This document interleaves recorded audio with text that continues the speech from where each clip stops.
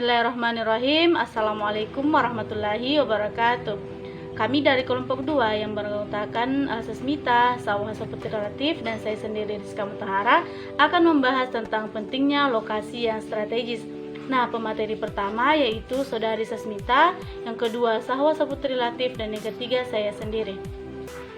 Assalamualaikum warahmatullahi wabarakatuh. Saya Sasmita, NIM 1804030033. Di sini saya akan menjelaskan materi yang pertama, yaitu pentingnya lokasi yang strategis. Di saat Federal Express itu membuka hubungan Asianya di Taiwan pada tahun 1998 dan menggandakan penerbangannya ke Cina, Federal Express menetapkan tahapan penerbangan keliling dunianya yang baru yang menghubungkan Paris dan Memphis ke Asia.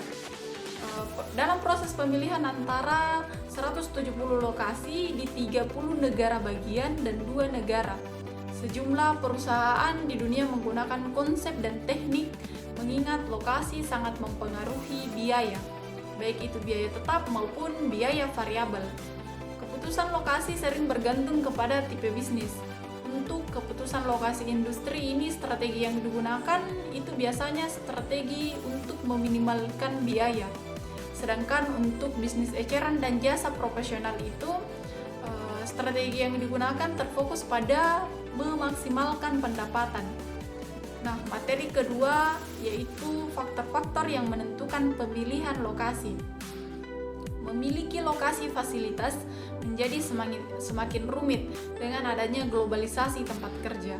Globalisasi telah terjadi karena adanya pembangunan. Yang pertama itu ekonomi pasar, kemudian yang kedua komunikasi internasional yang baik, yang ketiga yaitu pengantaran dan pengiriman yang lebih cepat dan dapat diandalkan.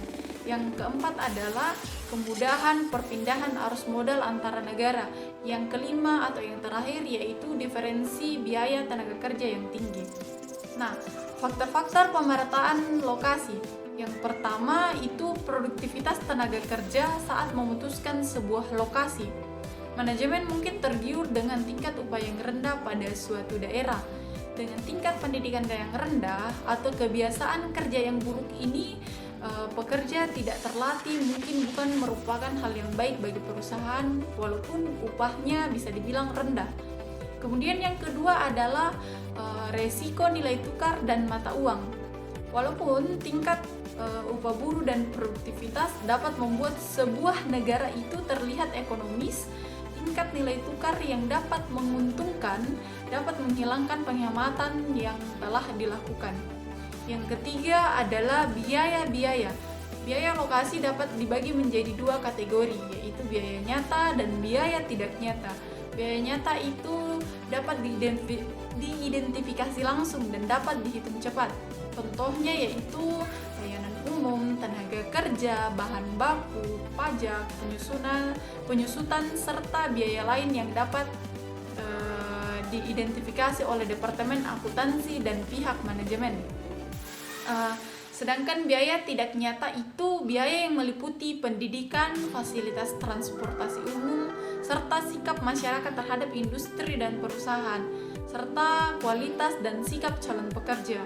Biaya tidak nyata itu meliputi variabel kualitas hidup serta iklim dan kelompok olahraga yang dapat mempengaruhi proses rekrutmen kerja.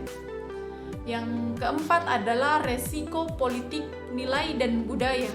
Risiko politik berhubungan dengan kemungkinan berfluktuasinya sikap pemerintah nasional, negara bagian, dan lokal terhadap kepemilikan swasta dan intelektual, penetapan zona, polusi, serta stabilitas ketenagakerjaan. Posisi pemerintah ini sangat keputusan lokasi dibuat mungkin tidak berlangsung lama.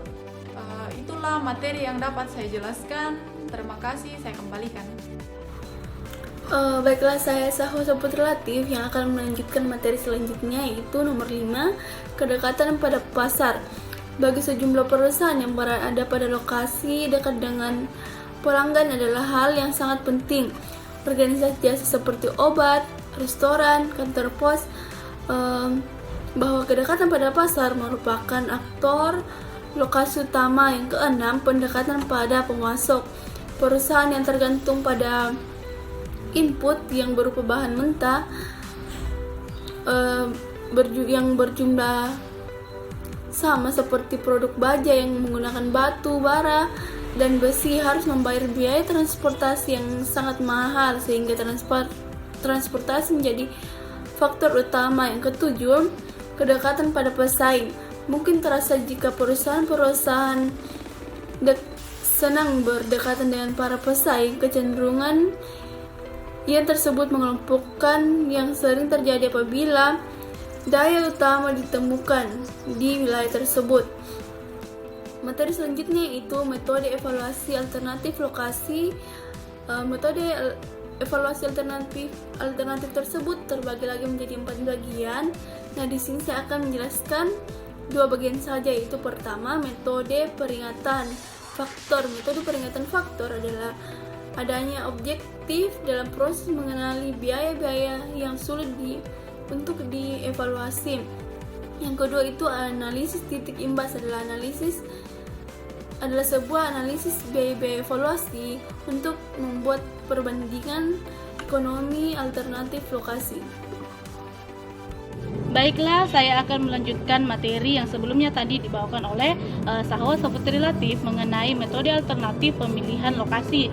Nah, kita melanjutkan ke poin ketiga tentang metode pusat gravitasi atau Center of Gravity Method. Merupakan teknik matematis yang digunakan untuk menemukan lokasi yang paling baik untuk satu titik distribusi tunggal. Nah, yang melayani beberapa toko dan daerah. Nah, metode ini memperhitungkan jarak lokasi ke pasar, jumlah barang yang dikirim ke pasar tersebut, dan biaya pengiriman untuk menemukan lokasi terbaik untuk sebuah pusat distribusi. Nah, metode pusat gravitasi mengasumsikan bahwa biaya secara langsung berimbang pada jarak dan jumlah yang dikirim. Nah, lokasi yang ideal adalah lokasi yang meminimalkan jarak berbobot antar gedung dan toko ecerannya, di mana pembobatan jarak dilakukan sesuai dengan jumlah kontainer yang dikirim. Nah, selanjutnya kita melangkah ke metode transportasi. Nah, apa sih metode transportasi itu? Nah, metode transportasi adalah sebuah teknik untuk menyelesaikan masalah sebagai bagian dari pemrograman linear. Nah, tujuan model transportasi atau biasa disebut dengan transportation model adalah menetapkan pola pengiriman terbaik dari beberapa titik masuk atau sumber ke beberapa titik permintaan atau tujuan. Sedemikian rupa sehingga meminimalkan biaya produksi dan transportasi total. Nah, setiap perusahaan dengan suatu jaringan, titik pasokan dan permintaan menghadapi suatu permasalahan yang sama. Nah, kita melangkah ke materi terakhir mengenai tentang strategi lokasi pada industri jasa, di mana pada analisis lokasi di sektor industri sendiri, strategi yang dilakukan terfokus pada minimalisasi biaya. Sementara pada sektor jasa, fokus ditujukan untuk memaksimalkan pendapatan.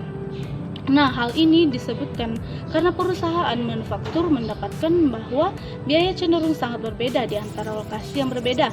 Sementara perusahaan jasa mendapati bahwa lokasi sering lebih memiliki dampak kepada pendapatan daripada biaya.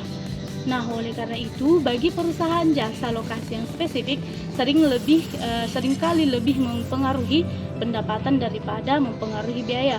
Hal ini berarti bahwa fokus lokasi bagi perusahaan jasa seharusnya adalah pada penetapan volume bisnis dan pendapatan itu sendiri.